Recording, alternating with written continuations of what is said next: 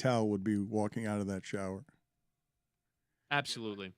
Amin El Hassan has bombed in with us. Ron McGill is here to save the animal kingdom. If you want to be a giver, this is an easy place to do it because Ron McGill's work is pure on behalf of the animals. We've got questions, as we always do around here, for the Animal King. We learn something every week. Also, Chris Whittingham wants to read a letter that defends Greg Cody, and Chris Cody wants to play music that he believes the audience will find funny, but that will make his father weep with joyous narcissism. So we will get to that song in a moment. But first, Ron McGill, on behalf of the animals, Amin El Hassan has something for you to start us off.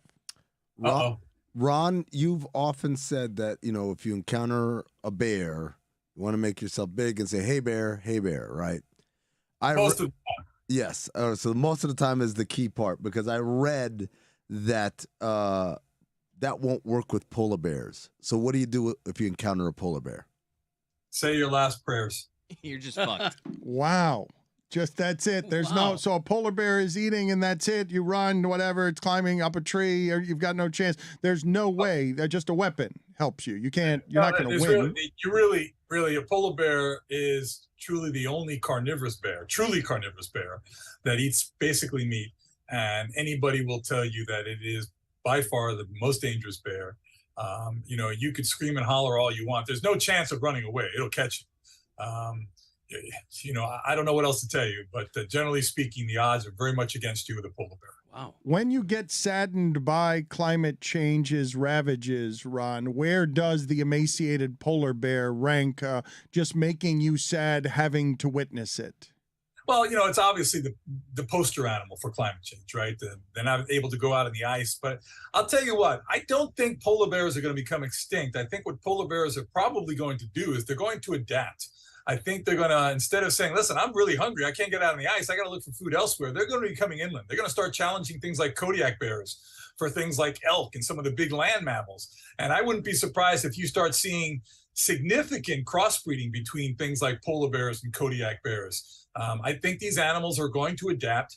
Yes, I think their numbers will be significantly reduced. I think a great number of them will suffer and starve, but I think there will be a certain number of them that will adapt to this climate change, so to speak. If they can't get out on the ice and get seals, they're going to find something else. I mean, at the end of the day, a big elk, a big moose will provide them with the protein they need, maybe not the fat they need in the ratio that they need it, but I think there's going to be an adaptation there. Again, this is not to say, oh, don't worry about it. It's still a horrible situation. But I am very, very hesitant to think polar bears are going to become extinct rather than just adapting and challenging the Kodiak bears on the land. What is the hybrid called between a polar bear and a Kodiak bear? Because I know between a polar bear and a grizzly, they call them pizzlies. Oh, no, growlers. Goliath. They're growlers, not pizzlies. What are you talking about? No, pizzly is a real thing. I know. Growler is what it's called. No, this is Look a it up. tomato thing. No. Why don't we just ask Ron? No. Yeah. Let's fight.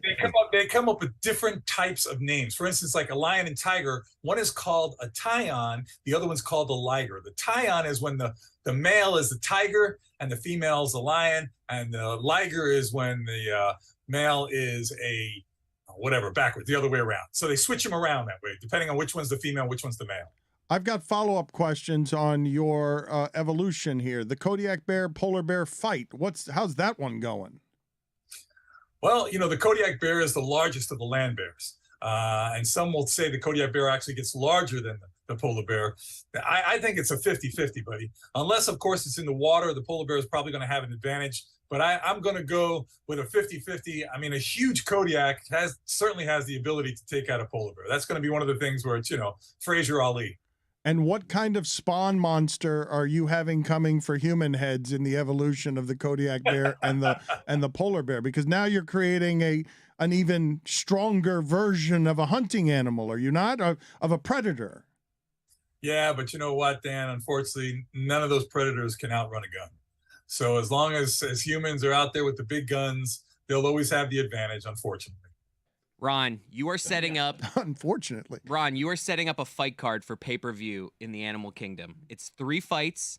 You have an opener, a middle fight, and a headliner. What are the 3 fights? Wow, that's a good one, huh? Well, I mean, I guess you're going to have to go with a. Let me help you out here, though, Ron, just a little bit. In that the opening fight, people are just trickling in. You don't want Right, to give away the goods. Are we here. doing weight classes? I do watch a little bit of sports, and no, we're not doing weight classes because then you gotta don't complicate my life here. Mike. Well, the heavyweights can't be fighting on the undercard. The flyweights are the best Well, if fights. they're shitty heavyweights, they can. Ron, did you just feel patronized by Dan? Yeah, like a little bit. So here we go. On the opening, I'm going to go with a badger and a wolverine. All right, That's there we go. the- Oh, yeah. All right, we got our flyweight. Yeah. We got Not our bad. flyweight. That's not bad. How long? Okay. How will Pretty that good. fight go? Yeah. Noisy fight. Noisy. That fight's going to be a toss-up. I'm not giving a fight where the obvious odds. I'm giving a fight that you're going to have to watch the whole damn fight. It's not going to go down in one round. This one's going to the Okay. judges. This is probably going to the judges. I'm thinking this may go to the judges. Badger and a wolverine. Number 2. And wait, Lion. before you go to number 2, number 3 is going to be horrible to watch. Correct? Nobody's going to actually want to watch that fight. Those fighting Any animals. one of these. But it depends. It depends, Dan. Listen, I think half of those UFC fights are horrible to watch. These guys are pulverizing, blood spattering everywhere, noses on one side of the face. It's just horrific stuff, man. So it depends on what kind of person you are. Some people thrive on that stuff. There are people who are looking for the train wreck. Those people are going to love the Badger and the Wolverine. It's just going to be, it's going to be horrific. Okay. So next, Number 2. Tiger and a lion. Oh, the Ooh. classic. Classic. Wow. What's our main event? Wow. I'll tell you, the main event is going to be a toss-up, man. I would go with the Kodiak and the polar bear, or the great white shark and the killer whale. Ooh. Good We luck know getting how them in a one's ring. going. That one's going well under. Those are super heavyweights. That's not seeing round 2. You haven't seen the Shark Week footage, the drone footage of the killer whales? They'll just eat the liver within 30 seconds. Yeah, but that's the killer whales. One-on-one, it's a different story. Uh-huh. Okay, one-on-one, it's a different story. Tell You us see? more. Tell us more, Ron. How does the fight in the epic heavyweight division here as Shark Week? We just celebrated Shark Week. You're telling me the Great White has a chance one-on-one?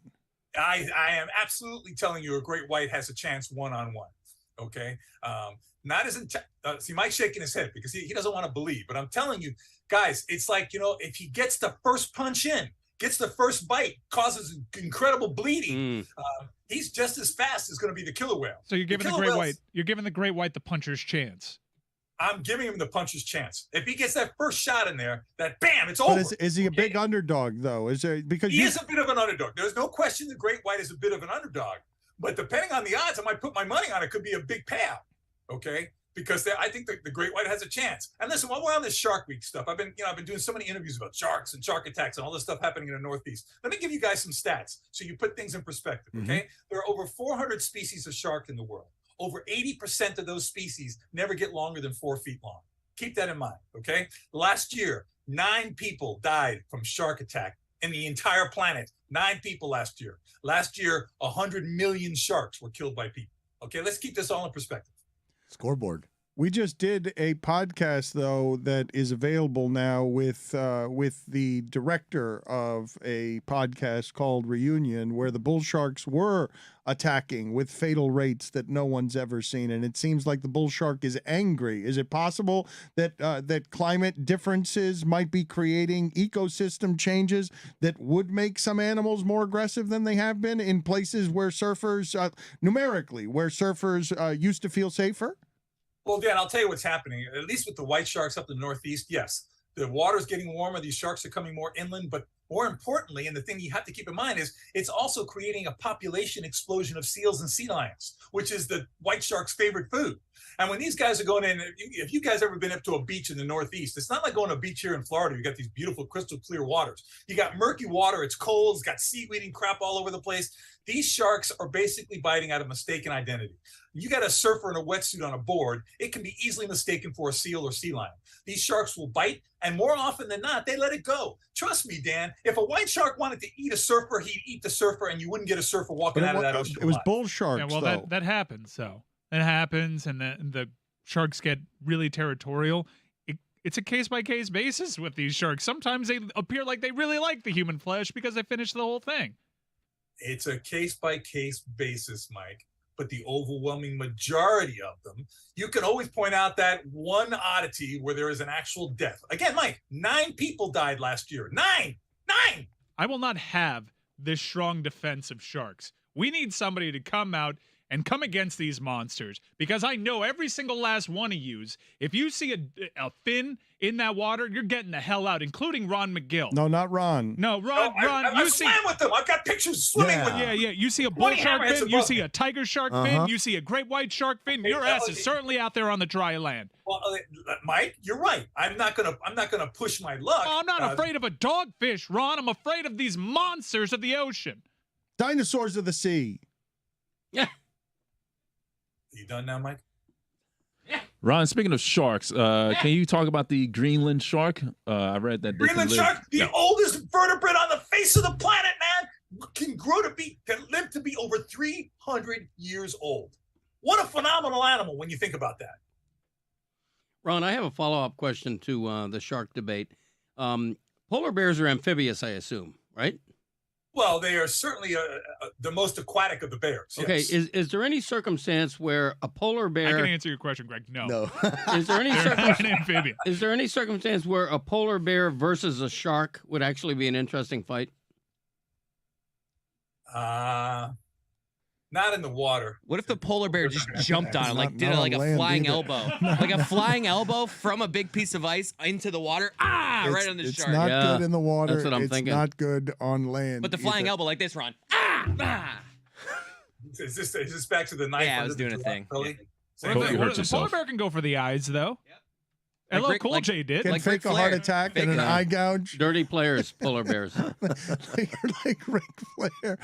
Whittingham, what do you have for Ron McGill? Ron, I went down the beach this weekend, and there was an enormous amount of seaweed, and I did some reading on it, and it turns out there is a massive amount of nitrogen in the air as a result of deforestation. I guess my question would be, what are the minor inconveniences of climate change? Yeah, we talk about the notion of our homes flooding here in Miami, but what are the minor inconveniences that will come as a result of climate change?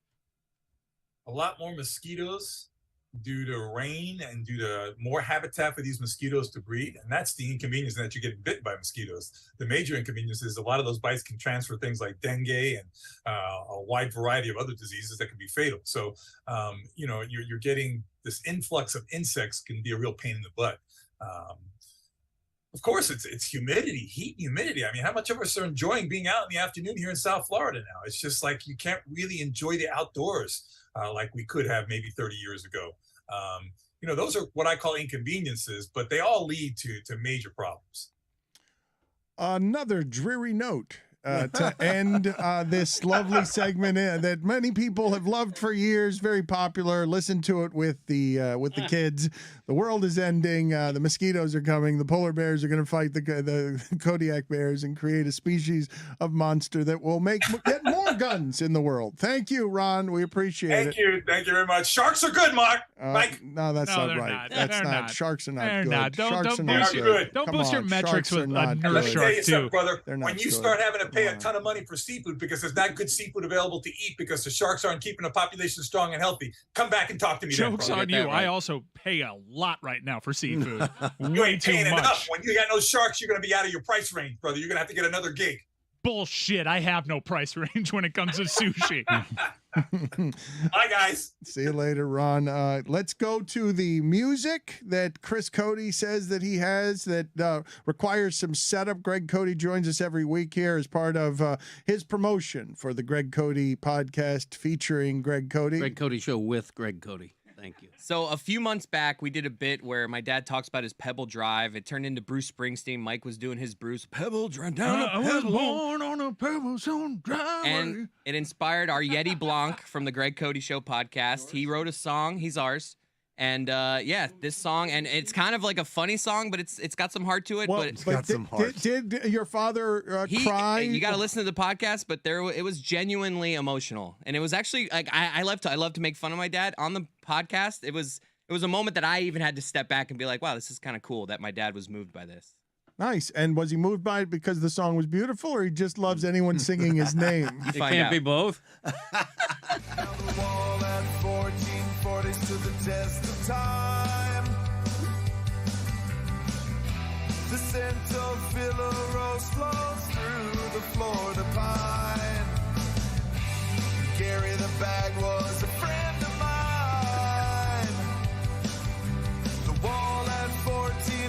stood the test of time. You never know when it will be the time for letting go. So won't you take a walk with me on a pebble drive? The Bruce Sachs. Well, I found a friend who found new heights, and we spent some yarn in the studio lights, and I yearn for days that feel like 10 lifetimes ago. And I take my son and we crack the mic and we talk about the things we like, and I open up my world just so they can get the show. The feel of my old footsteps on the ground. The framework on which I built this life that I have found. The memory that can't be drowned. The feel of my old footsteps on the ground. You never know when it will be the time for letting go. So won't you take a walk with me on a pebble drive?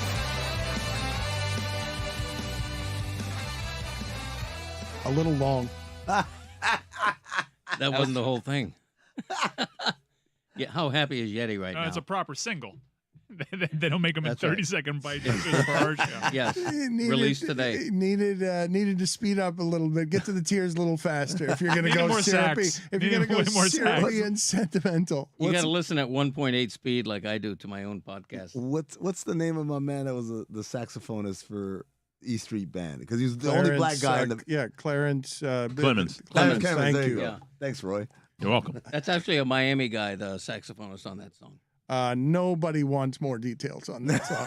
Okay. Whittingham, can you get the letter? Gary the Bag was a friend of mine. I thought Paul Radke was the friend of yours. I think had I- more than one I friend. think I Venmoed Gary the Bag $1,000 last month. What? Why? CFL. Gary played again. Whittingham, Gary the Bag was a friend. Thank you. Gary the Bag was a friend of mine. That's right. I love the song, even if LeBatard doesn't. I mean, there was a nice little subtle hint about the show and cracking open a mic with your son. It was. Man. I have to admit, I wanted to mock the whole thing, but it gave me the feels. Yeah, It's, like, it's I- a song you'd play at Greg Cody's funeral. Yeah. Thank No. you. Damn. Yeah, it's- Please. Yeah. Why did it Well, turn? I'm just dark? saying, 'cause Continuous it's like, loop. if you were listening to the lyrics, it's like about his life and talking, Right. being on the radio with Dan, doing a podcast with Yeah. me. Dan Like- wasn't listening. He was setting up whatever We should play it again. snide remark he was You going want to to make play it one more after time? that. We're going to play it again. No, don't play it again. No, It's I'm fine. to the playing it Greg again. Cody He show. really needs to get it. This is a great, Play along great job of Saturday music, songwriting. Now the wall at 1440 stood the test of time. The scent of Villa Rose flows through the Pete the Shop. Florida pine. Gary the Bag was a friend of mine. The wall at 1440 stood the test of time. You never know when it will be the time for letting go. It is So about won't that. you take a walk with me on a pebble drive? Well, I found a friend who found new heights, and we spent some yarn in the studio lights. That's you. I wish I could cry on cue. This part's about me coming up. That's you.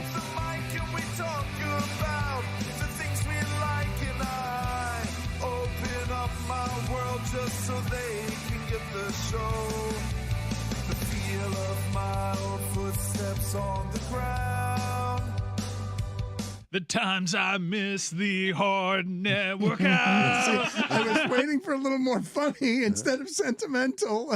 I was. And I'll occasionally pick up sets with a fake bird on a newspaper. Well, not everything can be funny in life, Dan. You know, sometimes there's a time for serious. I'll go 6 months with missing the benchmark I'm known for.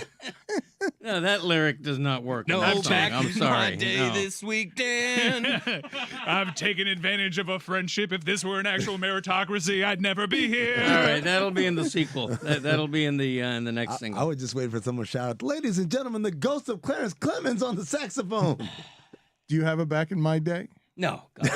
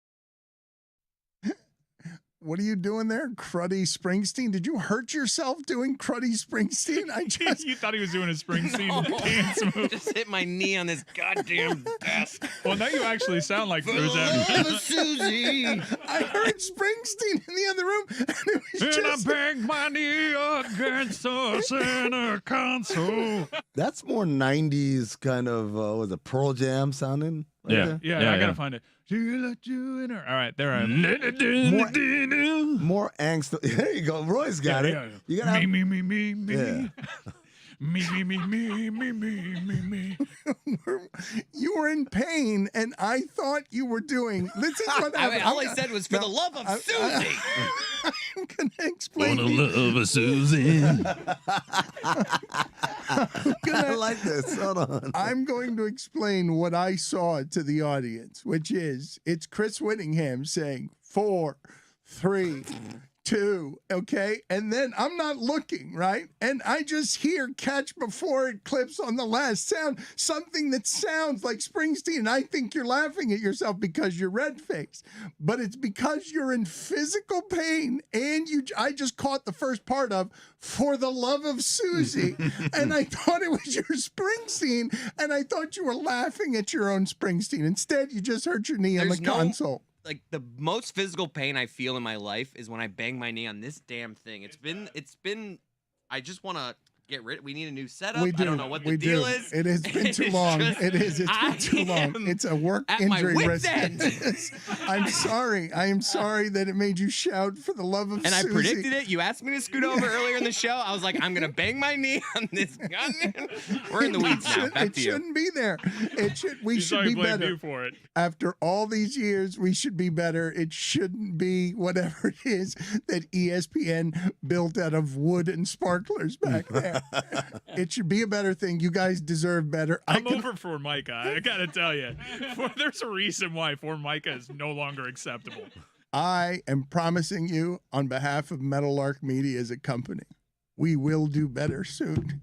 Soon. I'm talking to you guys and I'm talking to everybody listening to this. Soon, this will be better. All of it will be better, and you will not bump your knee and do fake Springsteen, and we will lose that forever. Like, that moment will be lost because you'll be in a suit back there looking like Field Yates doing the show ESPN wanted you to do before they dumped you in the street. Table made of Formica.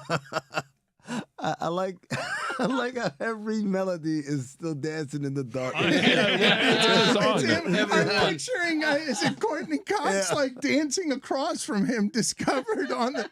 You know, that's the origin of the Carlton dance. That's what inspired it. Literally, Courtney Cox dancing in that video. That's also where she was discovered, Yep. correct? Well, I think she was. I mean, that wasn't a real concert, right? No, it was a music video. Yeah. And so she was discovered at some point before that. That's how she was in the music video.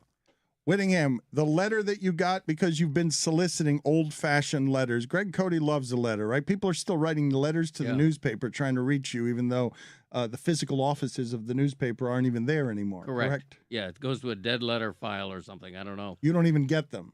No, I don't know how to get them physically anymore. There is no office. Like, there's no Miami Herald building. It's weird. You do not know how to get letters written to you by readers. It is the one of the simplest ways of communication. You don't know how to do it. No. Because he's not going to give away his home address. Right. Right? So this would be the only location, right? So if a reader to a newspaper wishes to write something and communicate with somebody, if they do not do it by email, it is not available to them. Right. I mean, theoretically, somebody can leave me a phone message, but, you know.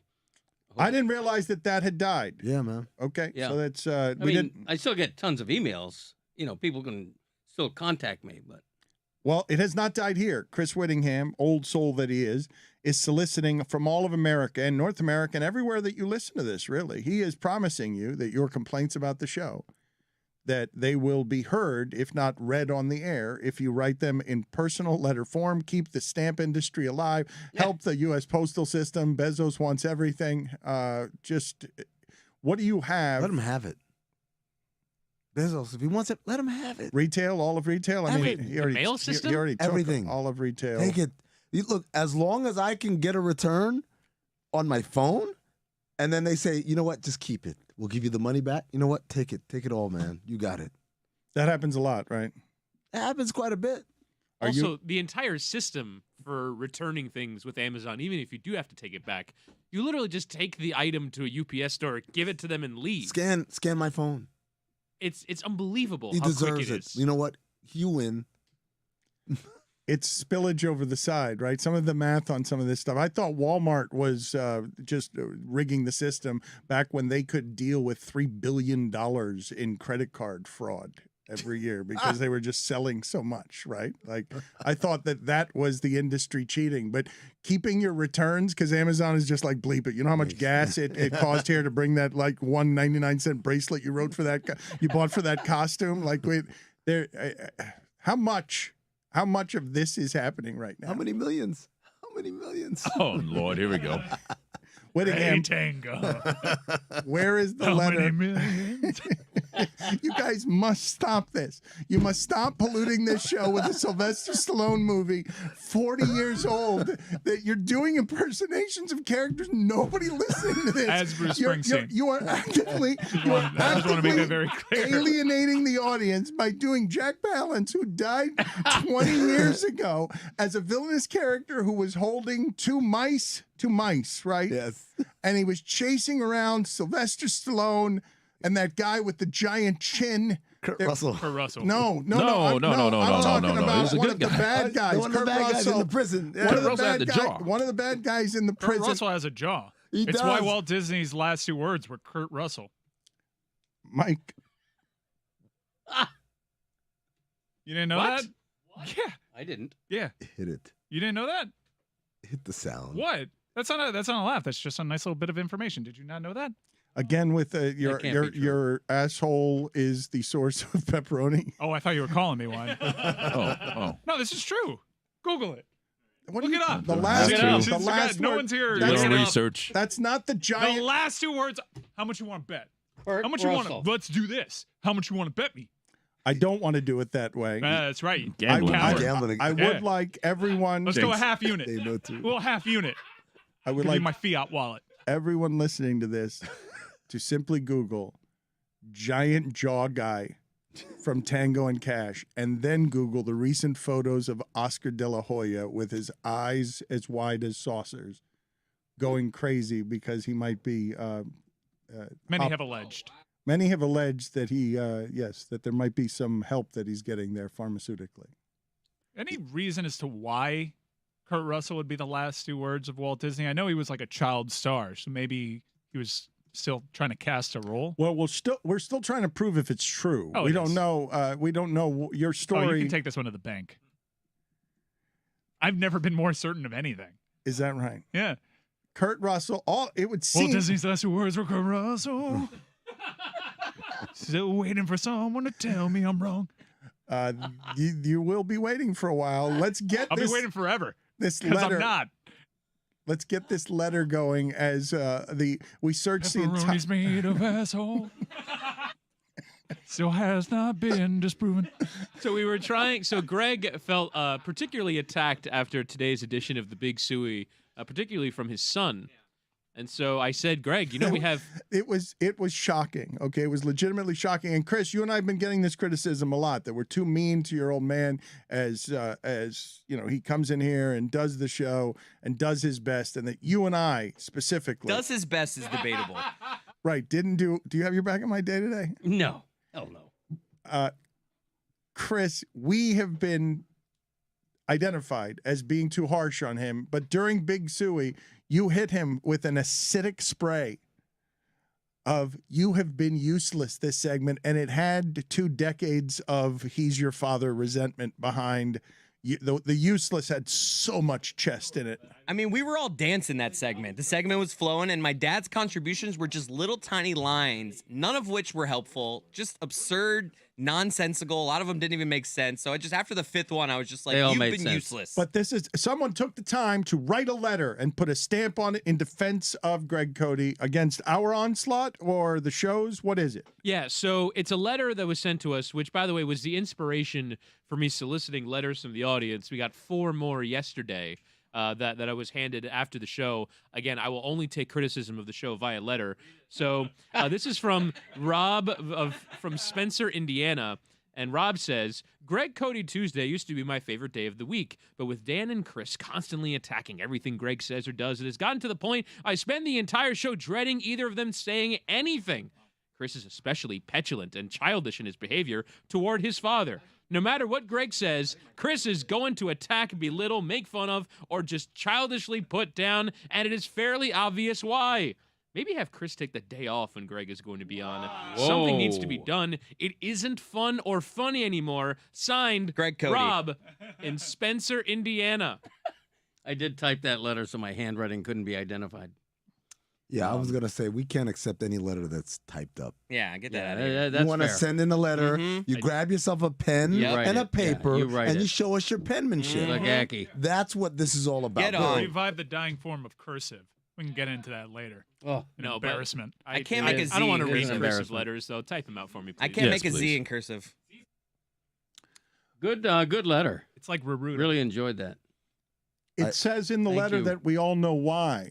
What's the why? Why are you so mean to your father? Or what? I I need to go to therapy. I don't know why. Why am I mean to him? I can take a few guesses. Craig, do you have a back of my day today? No. That's it. There you go. How many times do I got to say no? By the way, we get that on the podcast, on my podcast as well. Yeah, could it just be that you're annoying?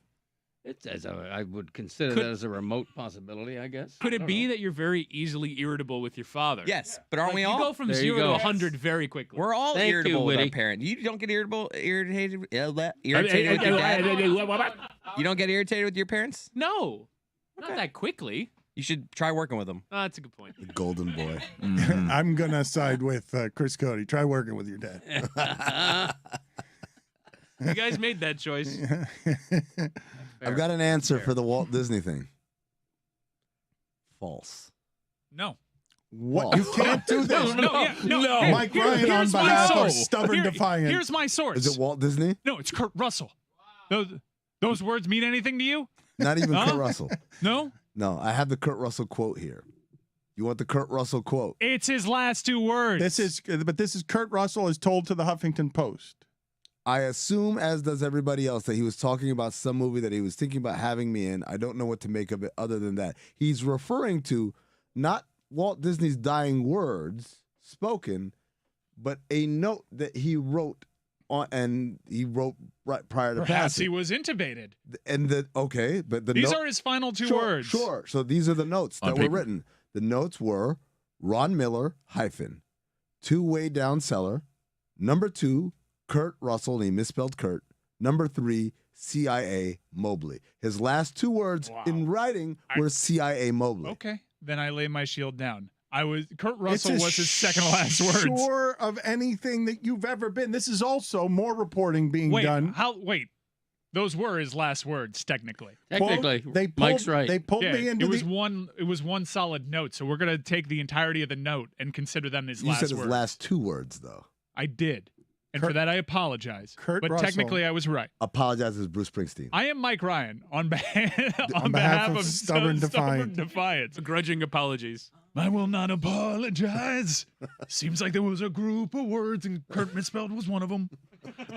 Quote, they pulled me into the office a couple years after he died, and this woman, who I don't believe it was his secretary, but it might have been, I don't know, pointed to something he wrote, and she said, do you know what that's about? And I said, no, I don't. She said, because he wrote something after it, but then he went back up and he wrote your name. That was the last thing he wrote. And I said, oh, gee, I don't know what it's connected to. This story continues to disappoint. What are you talking about? I illuminated you in the audience. Most people don't know this useless bit of trivia. Now I've got more questions than And I did had the CIA before. kill Walt Disney? Mobley, a man named Mobley, was responsible. And now, according to the assistant, who I think is the most trustworthy in this bunch, says he wrote some other words down, but then went back to Kurt Russell. I'm not believing this. I'm not believing any part of this. But what we should be praising is that Walt Disney was very impressed with Kurt Russell's acting and said, quote, a great acting future for Kurt Russell. This is when he was like 15 years old. And he knew it. He No, I called mean, it he's out. right, Have yo. you seen Executive Decision? My God, pa. You seen Tango and Cash? Of course. But I mean, Executive Decision, it was kind of like Gabriel you know Cash. how like We can't keep doing no, this. We no, cannot no. keep doing this 40-year-old movie. What did Tango and Cash get on Rotten Tomatoes? There was this weird portion in the late 90s, early 2000s where big action movies came in pairs. Like you couldn't just have one Earth destroyed by an asteroid movie. They had to come out months apart. There were 2 political figures or on a hijacked airplane action movies around the same time. Air Force One. But people Executive forget Decision. Executive Decision, where Steven Seagal is in it for about 5 seconds. Wasn't Kurt Russell? I get choked up talking about an Executive Decision too, because I wanted to. The marketing plan was that Steven Seagal was going to be in it for a long time. He was all over like the trailer, but nope, he gets caught in like some sort of transport from one plane to another, sucked right out of there, altitude. So basically, it was Samuel L. Jackson in Deep Blue Sea. Yes. But wasn't Kurt Russell also like surfing on fire as Snake Plissken or something, Escape trying from, to like King get of New from York and King of Escape from LA Escape and from Escape LA, from Escape New from New York. Yeah.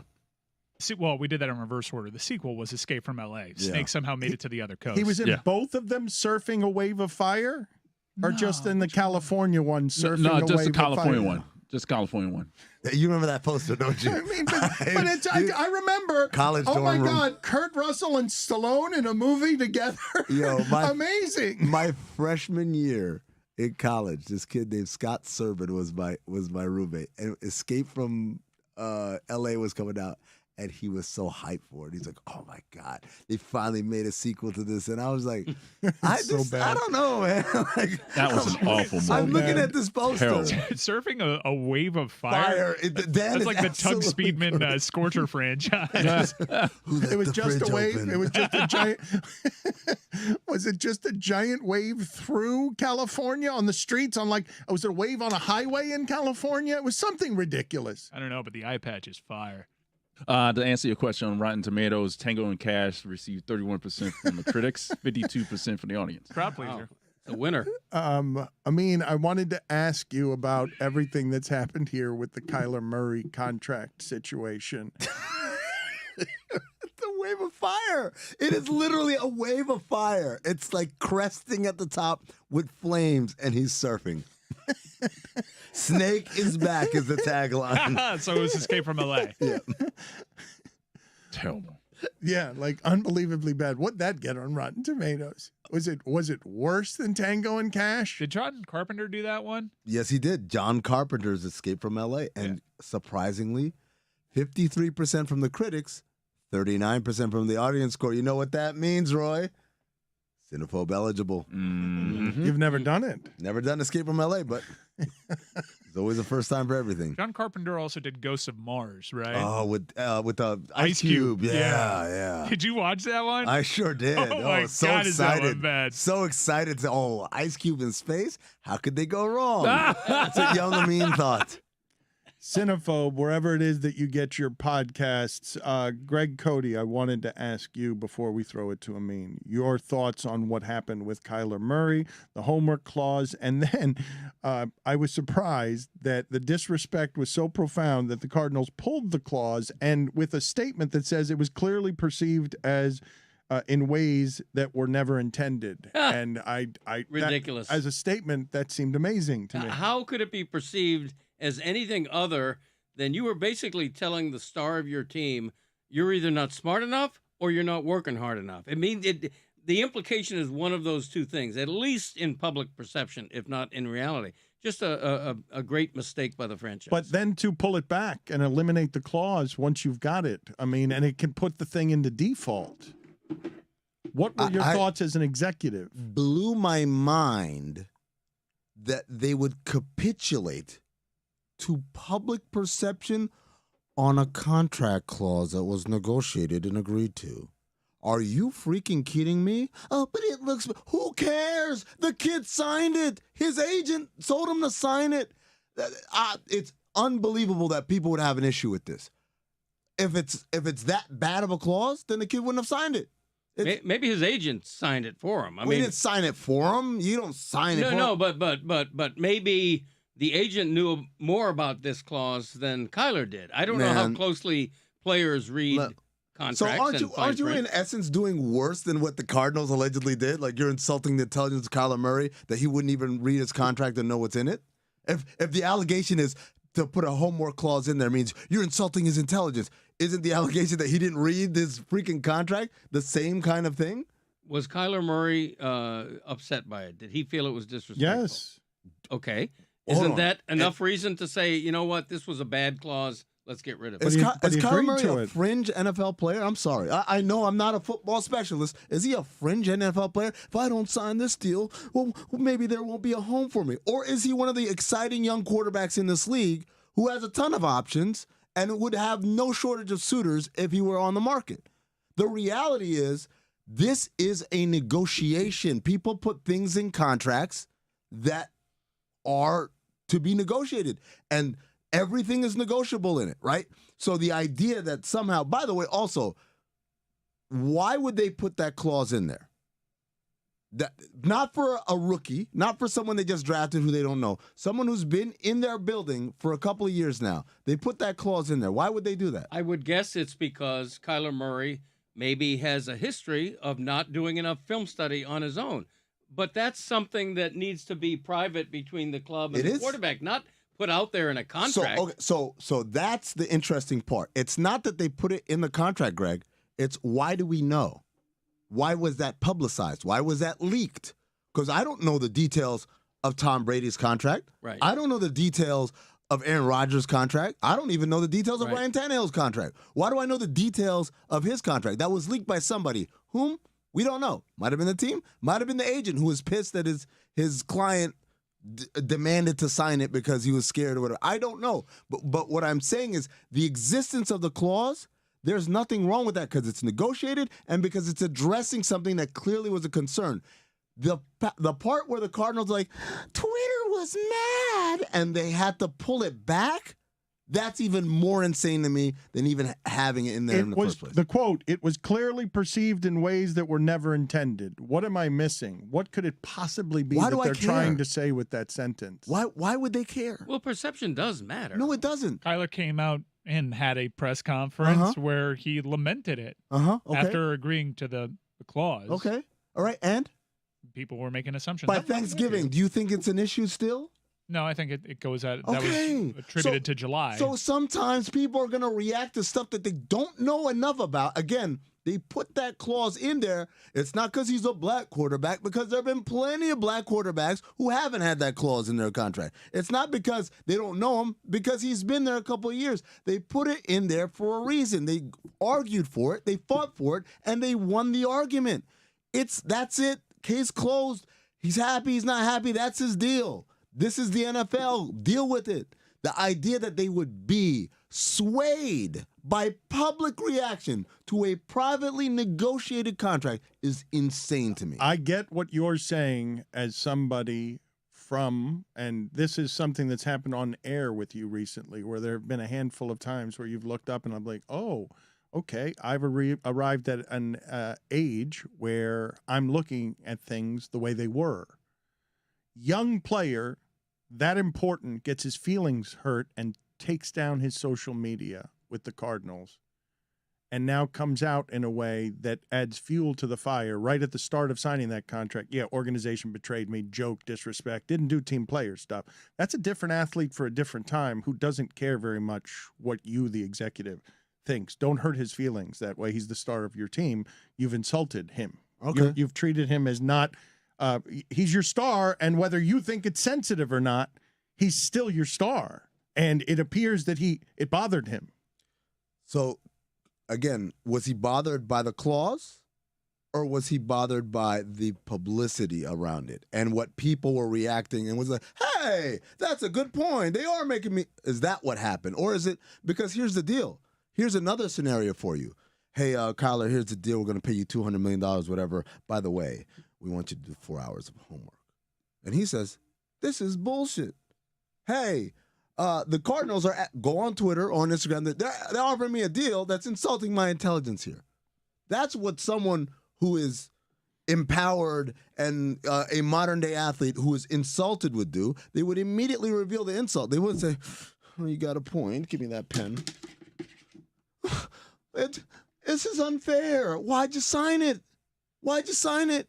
And by the way, and let's just assume that he didn't know or whatever, right? And he signs it, and after he signs it, he figures it out. And now his feelings are hurt, and we have to care about his feelings. Well, it's a story because it became public. It became public, Right. absolutely. But the hurt feelings and that you have to care about his feelings. I'm not like a Neanderthal where I'm like, just get in line. Business is business. But also, when you go down that line where you are worried about the feelings of your star player for a contract that he signed not years ago, a week ago, when you go down that's how you get to Kyrie and Kevin Durant. That's the land you've landed in. Where it's like, just don't be mad. Don't be, sometimes people have to have their feelings hurt. Sometimes they got to be mad. Sometimes they got to just deal with stuff that didn't break in their favor. We can't be in the business of continuously trying to placate athletes, right? I'm not saying it's got to be run like the military. But I mean, the opposite. In like, that extreme. situation, most quarterbacks take one for the team. And the culture of what football's always been, that insult, the quarterback does not make it worse by being hurt feelings in public. And it's a new age. Like, that's not who your quarterback is anymore. He's a little guy who scrambles, who changes the rules, and he's got a different temperament than some of the others. He's also a little guy that falls apart in the second half of the season, not just physically. I mean, you all saw that playoff game. It was bizarre. There are times where he appears healthy, and teams that have had more than one look at him kind of get wise to his game. And it does help frame. That clause does kind of help explain what's happened the last 2 seasons But they where he's took not it the same player out. at the second half. They took They took it it out out. because they capitulated to mass hysteria of people who don't operate inside the walls of your organization. We don't matter. I could be here on the other side saying, that's an insult to Kyler Murray. I don't matter. You don't matter. None of us matter. All that matters are the people in that building, Kyler Murray, the general manager, the head coach, his agent, and the owner of the team. Those are the people that matter. And they listen to not the people who matter. They listen to us clowns, just with a hot take and a gut feeling. Mike, do you remember in the bubble when the players were thinking about not playing because of all the racial tension and strife, right? And then they talked about it and they said, look, man, financially, it's a good thing for our constituency. And then they put it up for the executive board. And it came back unanimous. We're going to play in this bubble. And after it was, okay, we're going to do it, Kyrie Irving said, I don't know, guys. He's on the executive board. You voted for it. You didn't fight hard for it. But because people started saying, the NBA players sold out. Hey, yeah, we did sell out. Like, I'm not here for people being swayed by what Twitter thinks, by what Instagram thinks. That's not a way to do business. The Cardinals just got bullied by how all of that happened. They allowed themselves. More context, Kyler Murray openly admitted last December in a New York Times profile that he doesn't watch a lot of film. He's quoted, I think I was blessed with the cognitive skills to just go out there and just see it before it happens. I am not one of those guys that's going to sit there and kill myself watching film. It's totally plausible after him openly saying that they would put that clause in there. Now, you know what the counterpoint is, right? Because I came up with a counterpoint against this. The counterpoint is that football glorifies and mythologizes the concept of overwork. You were prepared for this question? I was, yeah. You knew I was going to ask you this. Mm-hmm. You prepared. You wrote notes. I wrote notes, Dan, along with my. I'm very jealous of you. Counterpointed yourself. I counterpointed myself. You're looking at your phone now and reading material. That is not something I see happen around here very often. Along with my Ron McGill question, I swam by a stingray. Was I in danger? That's for next week. Next time I'm on, I'm going to ask him that one. Spoiler alert. You forgot that note. You forgot to ask. No. I didn't want to I have a bunch of Ron McGill questions that I just write every time I think of one. And so every week I'll have a question every time I'm here. I like doing that. I like writing notes. That's I thought I had a major good prep. one with how many times would you have died in colonial times? Like a fart in the wind. How many times?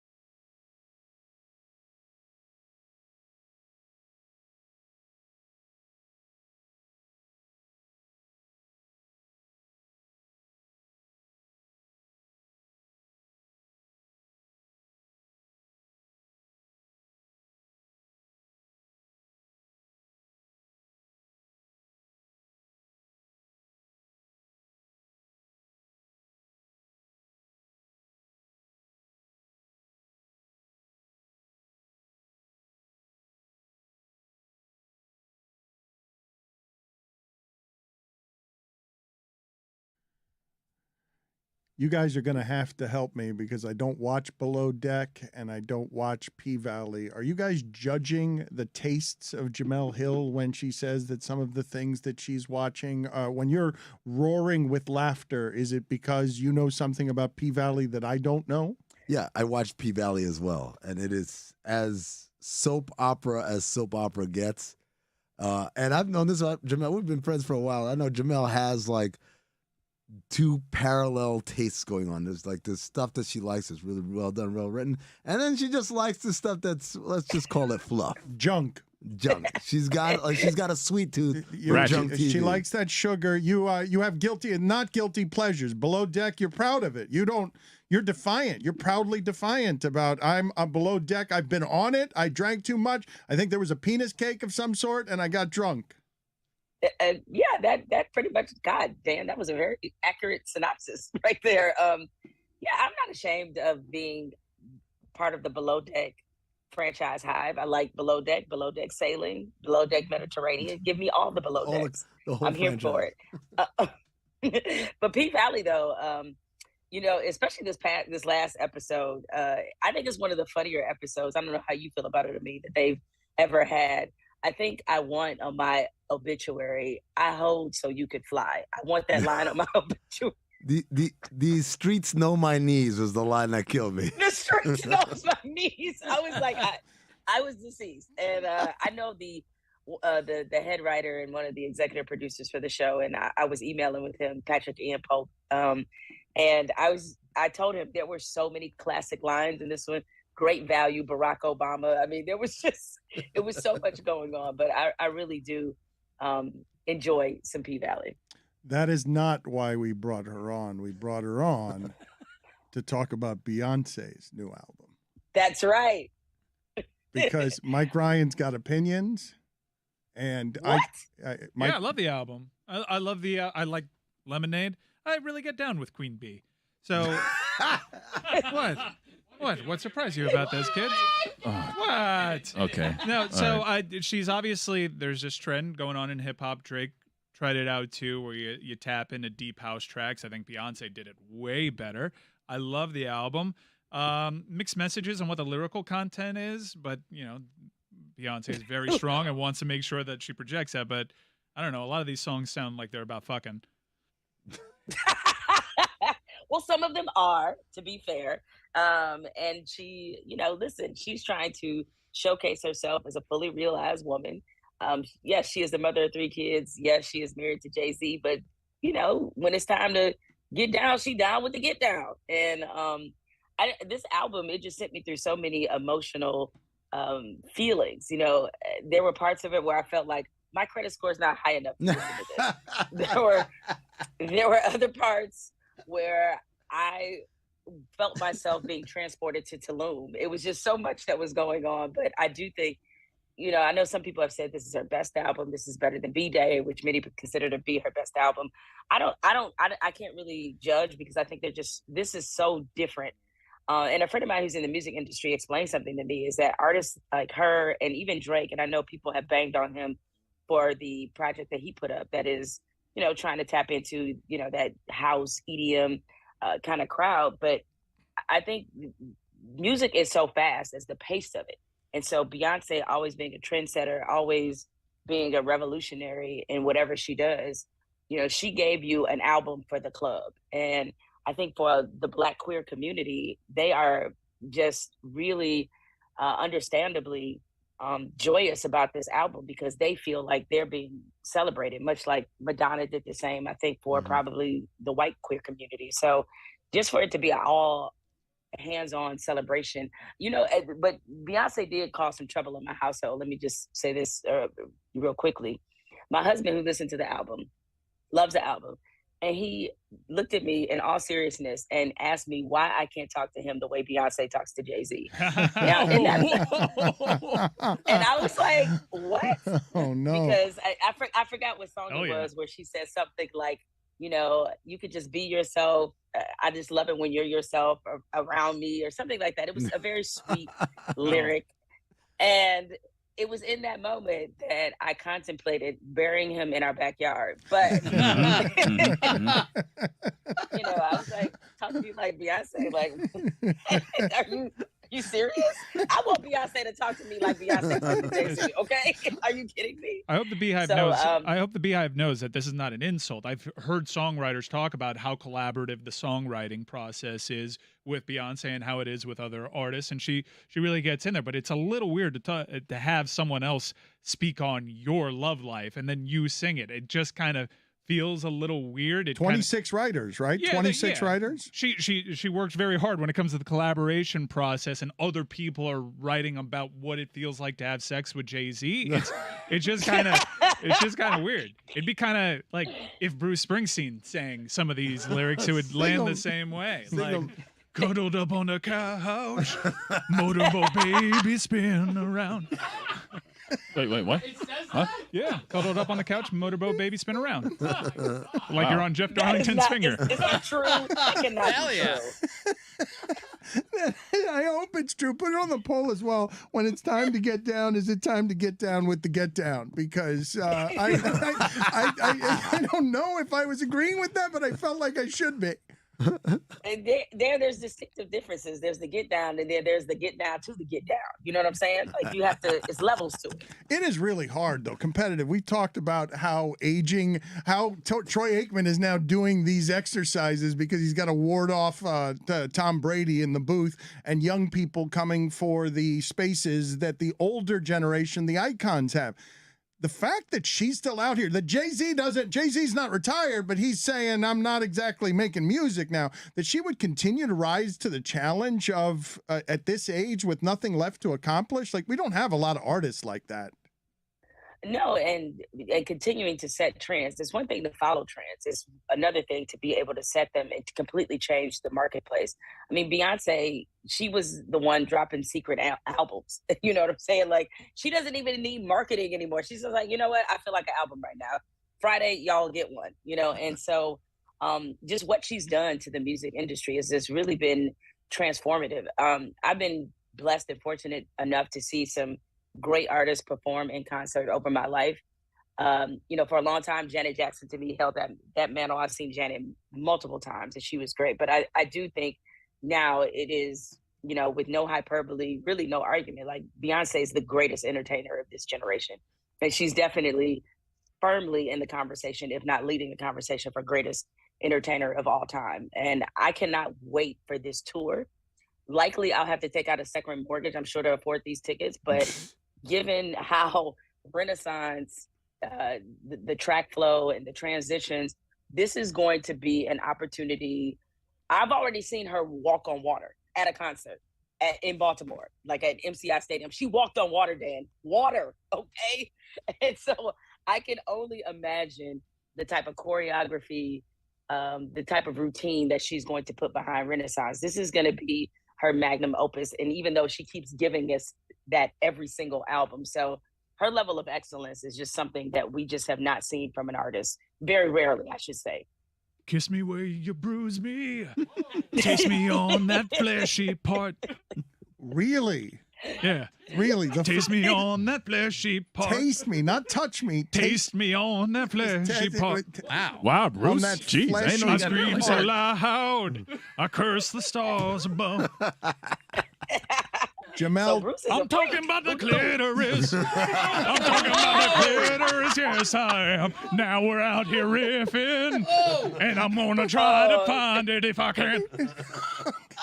wonderful rendition. Top 5 Jamel Hill entertainers she's seen in person. Are you ready? I know you have this in your back pocket somewhere. We already know what number 1 is, but we've got to do it because you've been blessed in your life to see so many of them. We need the top 5, where you were, what was going on in your life. Number 5, Jamel. Oh man, you gonna actually make me rank them? Okay, that's fine. Well, there's one I cannot name, so I just have to kick him off the list. Oh, cancel. You know, I can't name him. I just can't. But it's unfortunately true. So let me go 1 to 5. Or no, I guess that gives away this. Well, we already have number 1. No, this is hard. This is not easy to do on the fly for anybody. So I'm going to filibuster for you a minute here, but I am confused. I believe perhaps you've been to an R. Kelly concert. No, don't say the name. I don't know. Dan, what are you talking about? Dan! are you? I'm such an idiot. Dan. I'm number 4. Okay, I'll go 5. I'll go with 5. 5 is Mary J. Blige. I've seen Mary J. a number of times. I mean, she would be she would be in my top 5, but that other person is permanently banned. They Yes. cannot be in it. Okay, but 5 is Mary. I've seen the Share My World tour. Oh wow. God, I've seen. I've not My Life. What was after Share My World? Whatever was after Share My World, I've seen that. I've seen her at least, I don't know, probably 6 times. So Oh, wow. love me some Mary. Yeah. You gangsta motherfucker. Boy, you growing on me. I just want to touch you. I can feel it through your jeans. Fleshy part. Number 4 for me in terms of great performances I've seen in concert, I would say Jill Scott. I saw Jill Scott in a club. I saw Jill Scott in a club called, it's not even a club, it's called St. Andrew's Hall. It's in Detroit. And it was with a then boyfriend who was a terrible person, but we're not going to even get into that. but the one thing that I got out of the relationship was Jill Scott, because he introduced me to Jill Scott, and during a blizzard of epic proportions, he drugged me to see this woman I had not heard of, and this was her first album. So getting in the way was just kind of coming out and really gaining some momentum. And when I tell you that's one of the most fabulous vocal performances I've ever heard, it was astonishing what this woman can do with vocals. Number 3. He didn't give you anything else, this terrible person that I thought you just said drugged you to a concert because you said he was a terrible person, and you got only one good thing out of the relationship? Jill Scott. I left with Jill Scott, and I consider myself lucky because of it. We had some other drama going on there, which will be in my forthcoming book, October 25th. In October, all the details. Jamel Hill, as you've never heard her. Number 3. Number 3 is going to be Prince. Okay, so, and I know it seems bizarre to have Prince at 3rd at anything, but I saw Prince twice. I saw him once at the Palace, and this was the year that the Pistons won the title. And Prince, I never will forget, he came out to do this particular set of his concert. He had on a Tayshaun Prince jersey, and he did it all acoustic. And he said, just basically yell a song at me and I'll do it. And he sat there and riffed on other people's songs for a solid 15 minutes. And he did all their songs better than they do their songs. And not to mention, as he is customary with his concerts, he does a 20-minute version of Purple Rain to end every concert. And it's always different and it's always glorious. So I saw Prince pre-Jehovah Witness Prince, which was Nasty Prince, where you got Insatiable and Him Humping the Floor Prince. Yes. And then I got post Jehovah Witness Prince, which is still a great Prince, but he just didn't do as much of the nastier content. You know, you didn't get the international lover Prince. You know what I'm saying? Pretty tickle bitties. That's my song. First of all, The tickle bitties? No, tickle. Well, I have them. They're not my thing. That's a jam, but though. Church Girl. Oh, that's my song of the summer, even though summer's almost over. Number 2 would be Michael Jackson. When I was 6 years old, I saw the Jacksons, I should say, to be more accurate. My stepfather won tickets off the radio, talking about a once in a million thing that happens. He won tickets off the local radio station. We were in nosebleed seats at the Silverdome in Pontiac, Michigan, which doesn't exist anymore, where the Lions used to play. And that was maybe the greatest concert I've ever been to because of the fact that it's Michael Jackson, it's the Jacksons. And, you know, when they do that move where they touch each other's shoulder and then they all look ahead and point, I think I might have passed out. I think I blacked out at that moment and I was 6. So, and now, of course, number 1 is Beyonce. It's kind of sad that the Silverdome no longer exists, but the Lions still do. Should be the other way around. That's messed up to me.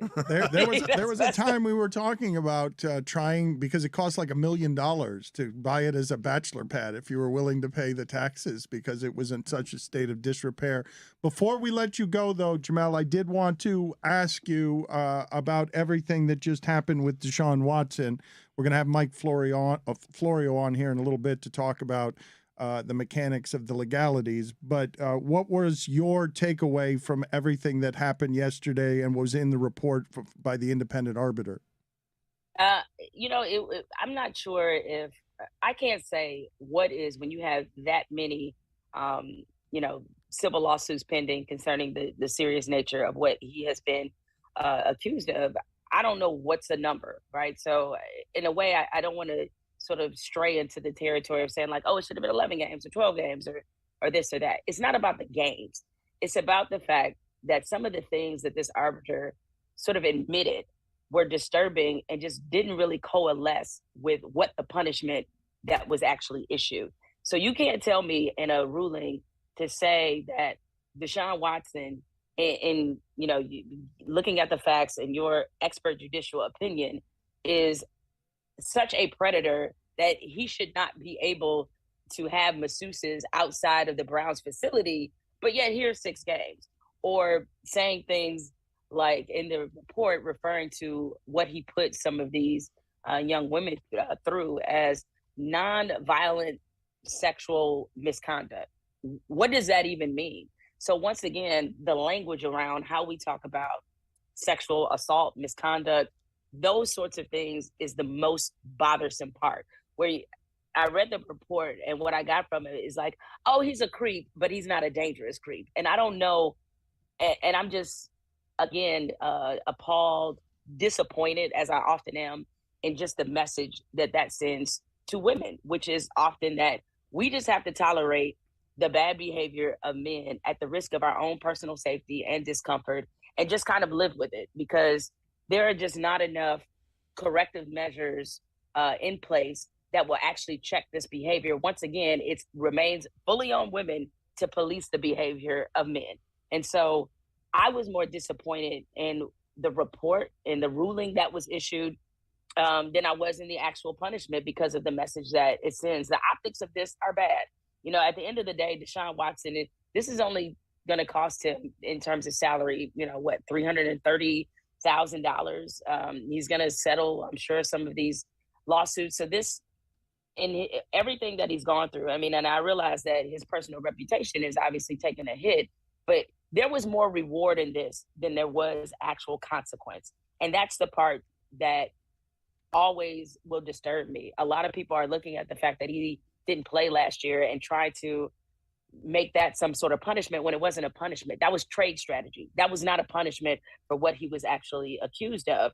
So once again, here we are back into the familiar hamster wheel of telling women that they don't matter.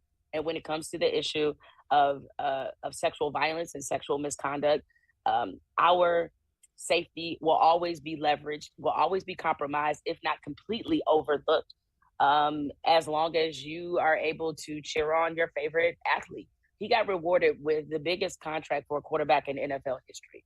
That was his consequence for all the things that he has been accused of. And I know there's going to be a litany of people, especially men who, already have flooded my Twitter timeline. And I'm sure after hearing me talk here, we'll talk about the court system and, he was never charged. And the people who say that really don't have a firm understanding of what happens with sexual assault in court cases. Ultimately, in many of these cases, it's about one person's word against the other. The number of false reports are so low, and they try to make that sort of the excuse and the reasoning as to why, someone like Deshaun Watson should receive the benefit of the doubt. Now, I don't know what happened. I cannot obviously speak to his guilt or innocence, but I do know that if you're accused of this type of behavior this many times, everybody can't be lying. Everybody can't be after your money. And we're talking about women across multiple states who have no connection to one another. And if you read some of these complaints in detail, you will see that there is a very clear, disturbing pattern of behavior. The rate of conviction for sexual assault and misconduct is very low. It's what it is. And so we don't even have a judicial system that is adequately set up and prepared to deal with this issue. So in many ways, I should not be surprised that this is the outcome in dealing with a arbitrator who is linked to a professional sports league. I thought it was oxymoronic, nonviolent sexual assault, that those things couldn't exist in the same phrase without bouncing against each other. What did you make of the female arbiter defining violence the way that she did, defining danger the way that she did? So I'm going to speak to this, Dan, from a very personal standpoint. You know, when I was about, 11 or 12 years old, I was nearly raped by the friend of, my mother was very close to a woman, and her brother tried to rape me when I was that age. And thinking about that encounter and how this judge termed that phrase was such a soul crushing thing to read. Yes, I was able to escape my attacker without being physically harmed, emotionally damaged for sure, always will be in many respects. But to tell women who have experienced what I experienced, even worse, and just because there wasn't an actual rape, to tell them that what you have gone through is, well, you weren't raped, so not that big of a deal. It's just crushing. I mean, it really is, because as somebody who survived something like that and had to fight off an attacker when I was that age, and I'm dealing with a grown man, I mean, just because he didn't hit me in the face doesn't mean that there wasn't some kind of damage left.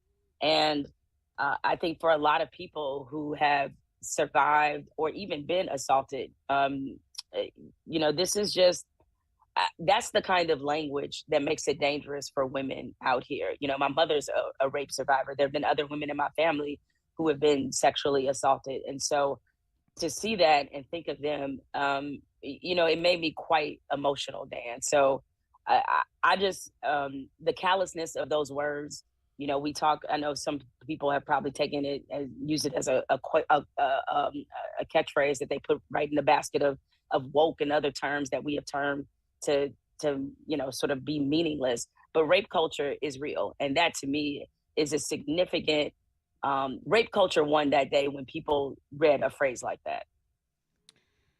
Jamel, always good talking to you. Thank you for being on with us.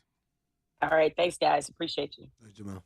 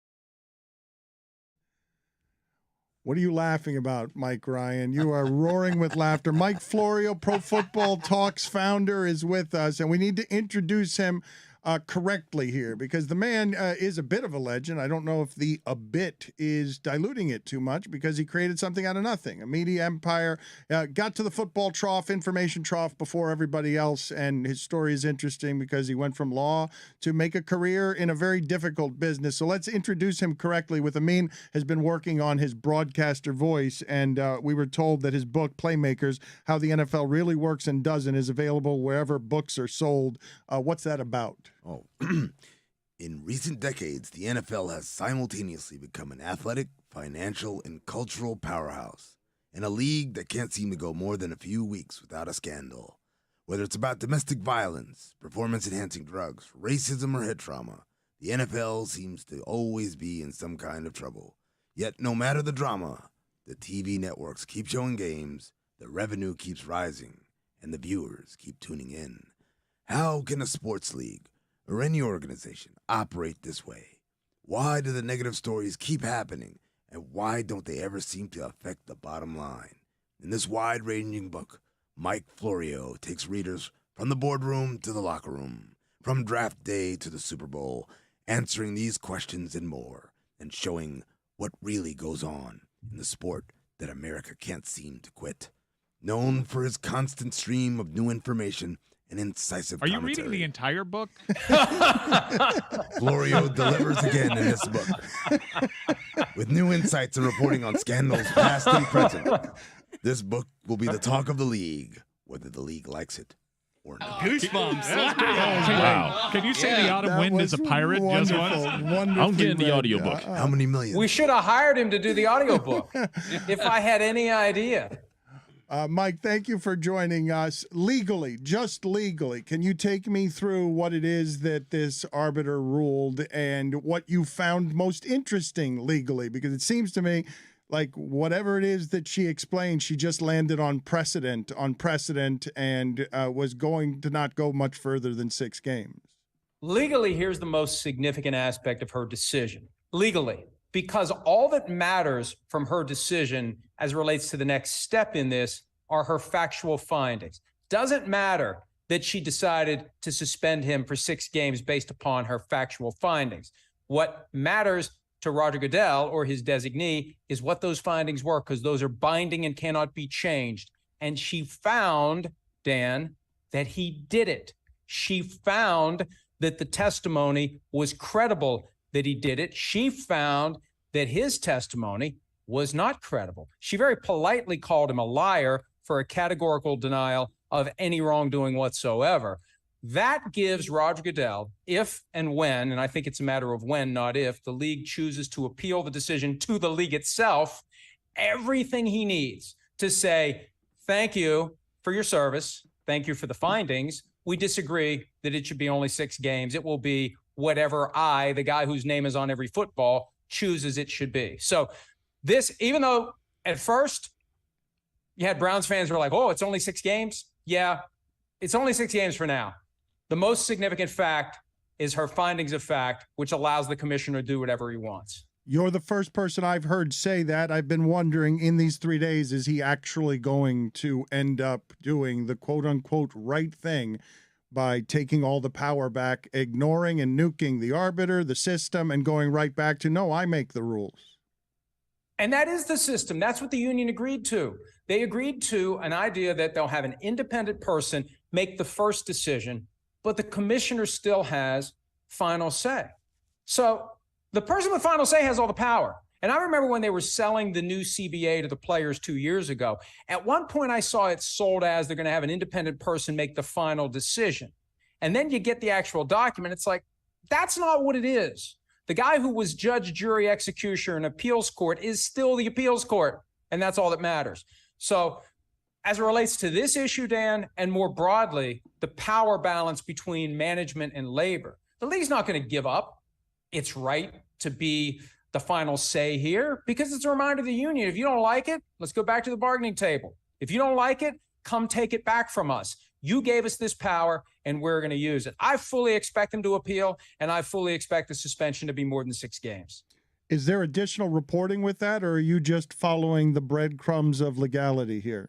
This is just my experience as a lawyer and 21 years of covering this sport every day. Everything I know about the league, everything I know about Roger Goodell, and based on reading that ruling, it all points to Goodell being motivated and pissed off, frankly, about the outcome and the finding that not only did he do it, but he lied when he testified about what he did or didn't do. I just think it all adds up to a significant suspension. And remember this, Ray Rice, 2-game suspension in 2014.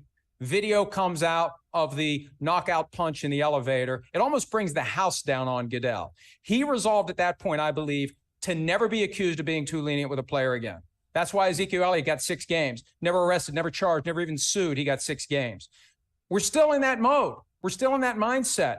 He's not going to allow himself to be scrutinized and criticized for being too lenient. I just think it's a matter of time before he bangs the gavel on something more than 6. And I wouldn't be surprised if it's a full season. I'm not saying it will be, but I won't be surprised if it is. What's easiest for him to do? Like, what is the nobility? If he really cares about this, if they want to signal to tomorrow's female customers and the mothers that they've been marketing to with, we want your kids in the future. We don't want America's precious resource of football players to die because women don't want to be around our sport.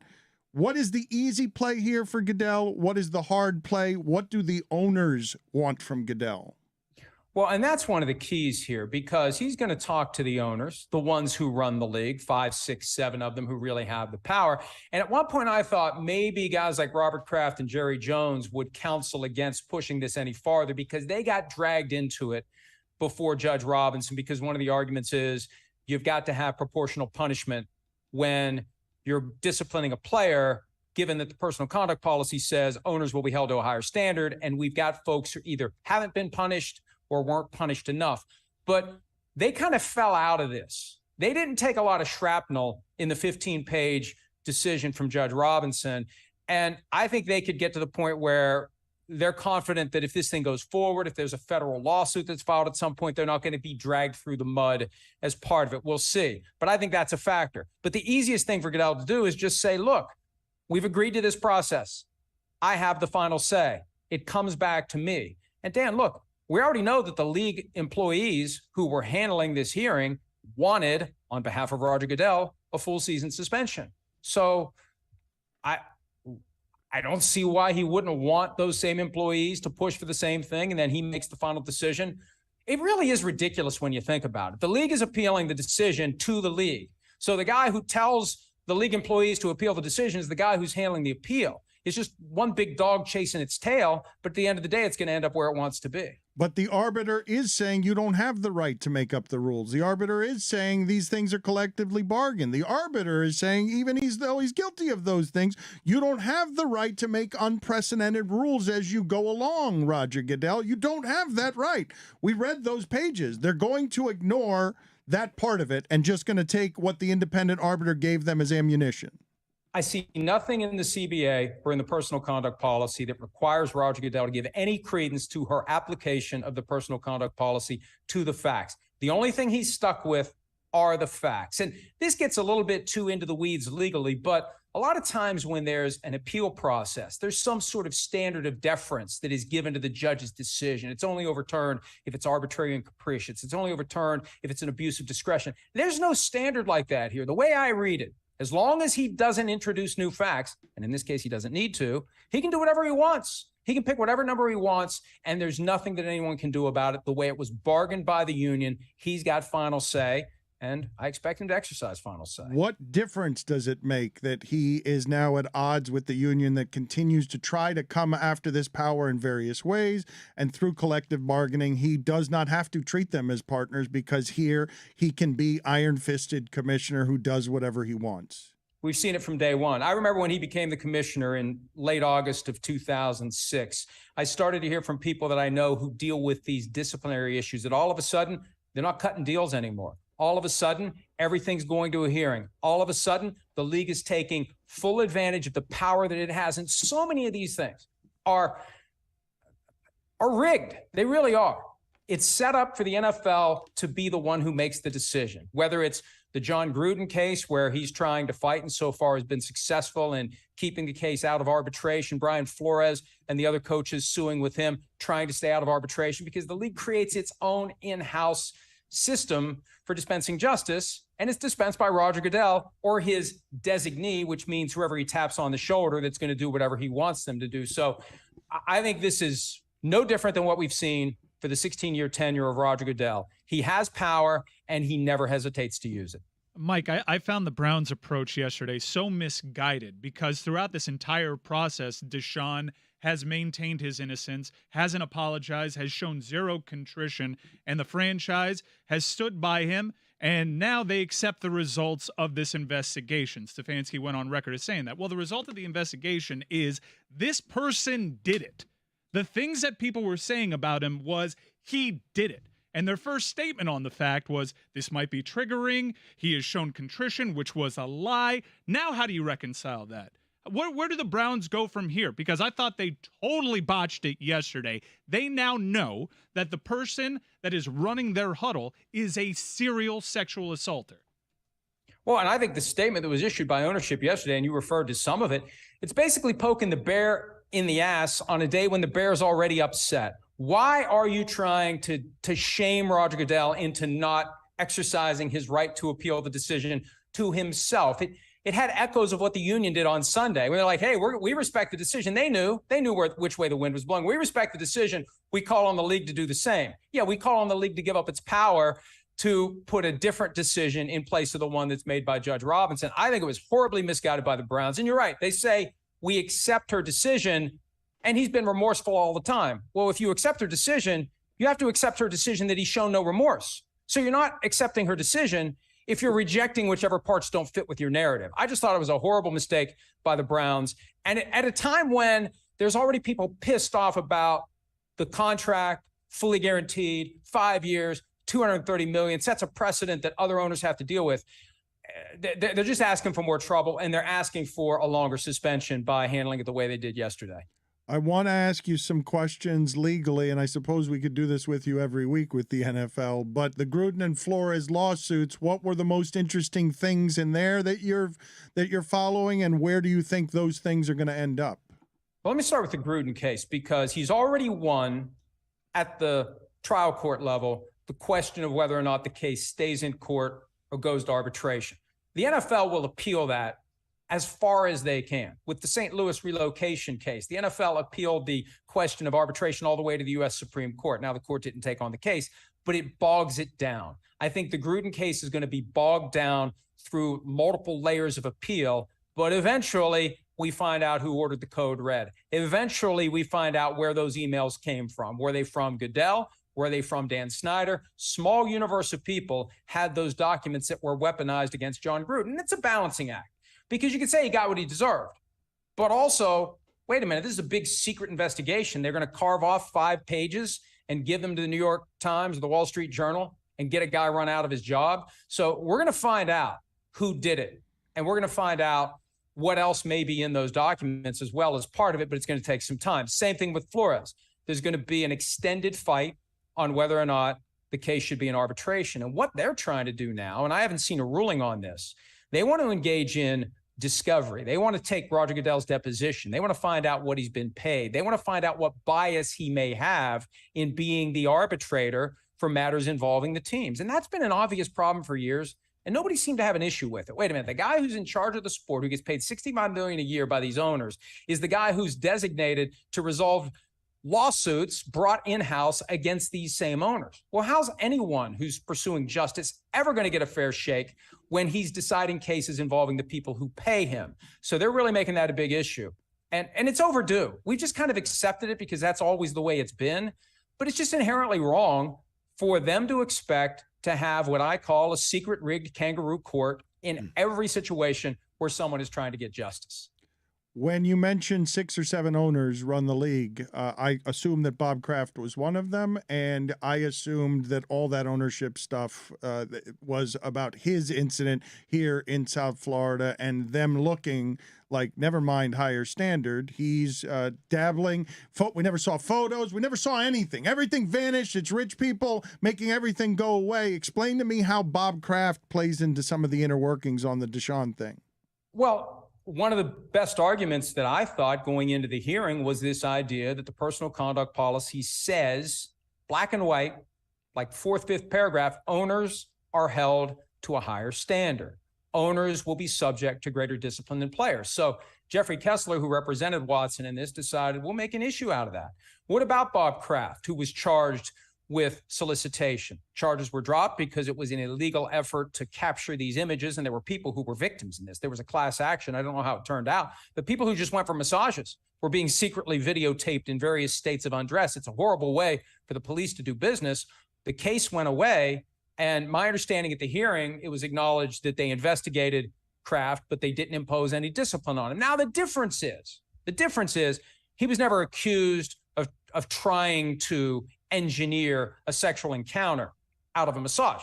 The sexual encounter was given to him during the massage. So it wasn't the same as Deshaun Watson, but that dynamic became part of the hearing. The fact that Jerry Jones, the Cowboys voyeurism scandal that kind of bubbled up and then disappeared earlier this year that I thought should have been a bigger deal, that was mentioned. Daniel Snyder was mentioned. It didn't get a whole lot of traction in her ruling, though, because she was more focused on the precedent, the notice that the players had regarding what punishment they would face for this kind of issue. But if it goes forward, it could come back again. And in every case where the NFL tries to discipline a player under the personal conduct policy, they need to be ready to face the argument that if there's any similar case out there involving an owner, you failed to have the same standard, and you definitely failed to hold that owner to a higher standard.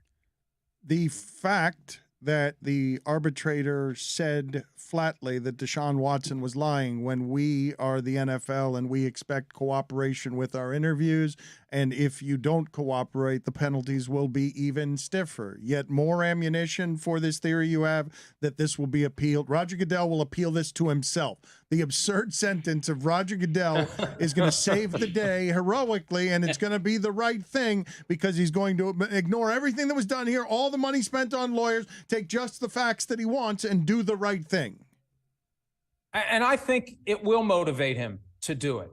In the past, when there have been examples of someone lying or trying to obscure the truth, they've been more motivated. Remember Tom Brady, the destroyed cell phone? That made them more motivated to suspend him for Deflategate. The Saints, a decade ago, with the bounty scandal, they had been questioned about it. They had supposedly lied about it. That made him more motivated. And there is something to be said for expecting people to tell the truth when there is a quasi-legal proceeding and you're put under oath and you testify. If you don't tell the truth, it's hard enough to figure out what the truth is if the witnesses are committed to telling the truth. When you start lying, you obscure the effort to get to the truth. And once Goodell figures out that that's exactly what she was saying, I think it makes him more upset and more determined to ramp this up from 6 games to whatever he's going to do, full season or whatever he chooses to do. Florio, you and I are in the same camp, not understanding how it is that Tom Brady almost coming to the Dolphins with Sean Payton was not a bigger story nationally. Please explain to me why no one cares. Well, here's where I get in trouble. No one cares because ESPN didn't report it. NFL Network didn't report it. So it was never made a big deal by them. It never became the talking point for 3 days of Sports Center and every studio show. It never got traction because ESPN ignored it because ESPN didn't break it. And I assume that Schefter knew about it. And maybe this is just one of those third rails that he's not going to touch because he's a Michigan guy and doesn't want to piss off Brady, and he's tight with Don Yee, and Yee represents Peyton and Brady. And maybe the table was set for Schefter to be the one to break it to the world if Brian Flores doesn't file his lawsuit. But I guarantee you, if Flores doesn't file that lawsuit the same day Brady announced his retirement, the next week, Brady's announced as a minority owner of the Dolphins. Not long after that, Sean Payton is the head coach of the Dolphins. And at some point, May or June, Tom Brady unretires, they work out a deal with the Buccaneers, and he becomes the quarterback of the Dolphins. It was happening. And it could still, in theory, happen next year. I doubt that it will, but it was happening earlier this year, and Flores derailed it. It's amazing. How is that, again, a racist lawsuit by the coach derails Tom Brady becoming a Dolphin, and nobody cares, and you don't have, that's your theory on Schefter. You don't know what's, that we were theorizing that perhaps being burned by the fact that it wasn't actually a retirement, that they caught the luckiest break ever. Man, you don't have to pile on. He laid it out rat-a-tat-tat style what was going on there. It was clear and well done, Mike. Okay, Great hair. Very good. Well, here's my prediction. Week 1, Sunday, ESPN, NFL Countdown, they'll report it as if it's brand new. That's what I'm waiting for. Good talking to you. Good maiden voyage on the show, and you nailed the dismount, sir. My Kyler Thank Murray you, guys. question. What about your Kyler Murray question?